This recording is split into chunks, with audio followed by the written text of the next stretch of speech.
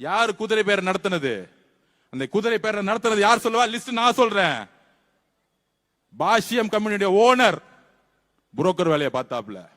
அடுத்தது ஓப்பனா சொல்லிடணும்ல யார் யாரெல்லாம் தலைவருக்கு எதிராக சூழ்ச்சி செஞ்சாங்கன்னு. பாஷ்யம் கம்பெனியுடைய ஓனர் ரியல் எஸ்டேட் வேலையை பார்க்காம ஆட்சி மாற்றத்துக்கு இங்க உட்காந்துக்கிட்டு கவர்னரோட சேர்ந்து உட்கார்ந்துட்டு சேர்ந்தது ஒரு கம்பெனியோட நிறுவனர். அதோட சேர்ந்து திரு உதயநிதி அவர்கள், அதோட சேர்ந்து திரு இபிஎஸ் பழனிசாமி, முன்னாள் முதலமைச்சர் பழனிசாமியுடைய மகன் திரு மிதுன் அவர்கள். அதனாலதான் இந்த ஃபேக்ஷன் உடைஞ்சிச்சு. அதிமுக இருந்து வெளியே வந்தாங்களே திரு சிவிஎஸ் சண்முகம் அண்ணன், புரட்சி தலைவி அவர்கள் எதற்காக கட்சியை உருவாக்கினார்? புரட்சி தலைவி அவர்கள் எதற்காக கட்சியை உருவாக்கினார்? இந்த திமுக சீய கட்சியை ஒழிக்க.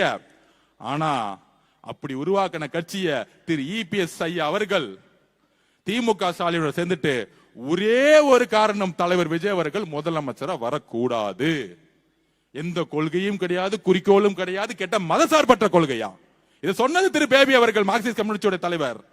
நாங்கள் ஆதரவு கொடுக்கவில்லை என்றால் திமுகவும் அதிமுகவும் பிஜேபியும் சேர்ந்து இங்கு ஒரு ஆட்சியை உருவாக்கும். அதற்கு நாங்கள் கடுமையாக ஏற்று நிற்போம். சொன்னது திரு பேபி அவர்கள், சொன்னது காங்கிரஸ், சொன்னது விசிகே, சொன்னது ஐயுஎம்எல். எல்லா மதசார்பற்ற கொள்கைகளும் தலைவர் அவர்கள் 108 தொகுதி ஜெயிச்சா வந்தன.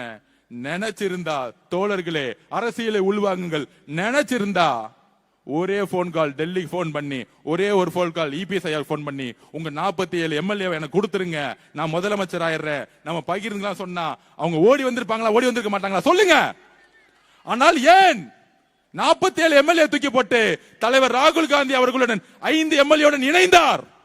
எங்களுடைய தலைவர் 108 இருந்து 5 போச்சுன்னா 113 தானே. 47 முக்கியமா 105 முக்கியமா அப்படின்னு எங்களுடைய தலைவர் யோசிச்சிருந்தா, வெறும் பதவி அரசியல் பண அரசியலை நோக்கி இருந்தா, இபிஎஸ் மாதிரியோ இல்ல உங்க தந்தை மு க ஸ்டாலின் உதயநிதி மாதிரியே சிந்தித்திருந்தா 47 பேரை நோக்கி போயிருப்பாங்க. ஆனால் எங்களுடைய தலைவர் விஜய் அவர்கள் யோசித்து மதசார்பற்ற கொள்கையில், சமூக நீதி கொள்கையில் நான் உறுதியாக இருந்து இஸ்லாமிய சகோதரர்களும் கிறிஸ்தவ சகோதரர்களும் என்னை தேர்ந்தெடுத்தார்கள். நான் கொள்கையில் இருந்து விலக மாட்டேன். அந்த உறுதியான கொள்கையில் ஒரு கால் கொடுத்தாரு திரு ராகுல் காந்தி அவர்களுக்கு. அதவர்ஜுனா அவர்களே, 5 எம்எல்ஏ 10 எம்எல்ஏ முக்குள்ள நம்ம கொள்கையில உறுதியா இருக்கணும்னு எங்களுக்கெல்லாம் ஒரு வகுப்பு எடுத்து நாங்க எல்லாரும், நான் உட்பட்ட கட்சியோட உட்பட்ட மதசார்பற்ற கொள்கையில் நாம் உறுதியாக இருக்குங்கிறத பதிவு பண்ணது எங்களுடைய தலைவர். 75 வருஷ கட்சிங்கிறீங்களே, நீங்க ஏன் அதிமுக இஸ்லாமிய சகோதரர்களை கிறிஸ்தவ சகோதரர்களை கேள்வி எழுப்புங்கள். அதிமுகவும் திமுகவும் சேர்ந்து ஏன் ஆட்சி உருவாக்கி துடிச்சது? உடனே நாங்கெல்லாம் அப்படிலாம் நினைக்கலையே சொல்லுவாங்க. அதுக்கு நான் ஒரு உண்மையை சொல்லணும்ல. அந்த கட்சியோடைய மீட்டிங் நடந்துச்சு. வெளியே டிகேஎஸ் இளங்கோவன் தெரியும், செய்தி தொடர்பாளர், உங்களுக்கு தெரியும், பெரியாரிஸ்ட். அவர் தான் செய்தி தொடர்பாளர் திமுக. அவர்கிட்ட ஃபர்ஸ்ட் சொல்றாரு, அவரு நாங்க அதிமுக எல்லாம் சேர மாட்டோம். இப்ப 2 நாள் எல்லாம் ட்ரை பண்ணி கம்யூனிஸ்ட் தோழர்கள் ஏத்த பிறகு சொல்றாங்க. திருப்பி அடுத்த கொஸ்டின் கேட்கிறாரு, நீங்க சேருவீங்களான்னு கேட்டா, எங்களுடைய தலைவர் மு க ஸ்டாலின் அவர்கள் நினைத்தால் நாங்க அதிமுகவோட சேருவோம். இப்படி யாராவது சொல்லுவாங்களா? இப்படி யாராவது சொல்லுவாங்களா? கலைஞர் அவர்கள் உயிரோடு இருக்கும்போது சொல்ல முடியுமா? இல்ல அதிமுக புரட்சி தலைவர் அம்மா அவர்கள் உயிரோடு இருக்கும்போது சொல்லுவாங்களா அப்படி?